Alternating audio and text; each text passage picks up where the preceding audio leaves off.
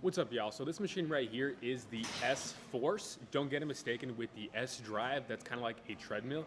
This S-Force is really good to warm up, cool down, and also great for cardio. Very low impact. So if you have something like knee pain, it can be really good to warm up for a leg day, or also just do as cardio to help improve the blood flow in the knee and also help decrease that inflammation.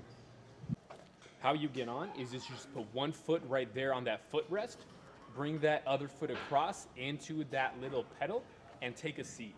You're not gonna be using that seat. That seat is just for you to get into position.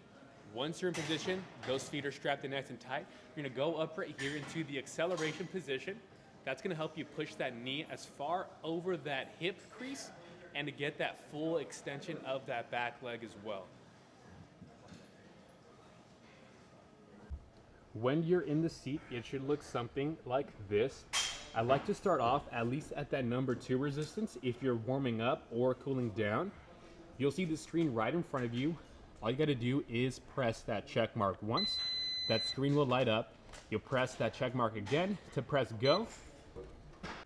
And then as you can see, it has your timer, how many steps per minute you're doing, and your total steps that you've done. If you are warming up, cooling down, or just as cardio, you want it to where it says about 60 steps per minute.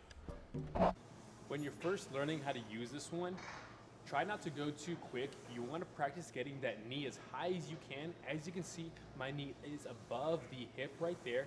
That way I'm able to push as much as I can with that glute and bring that opposite knee as high as I can to improve my hip mobility, improve that flexion of that knee, and also get a lot of ankle flexion as well too.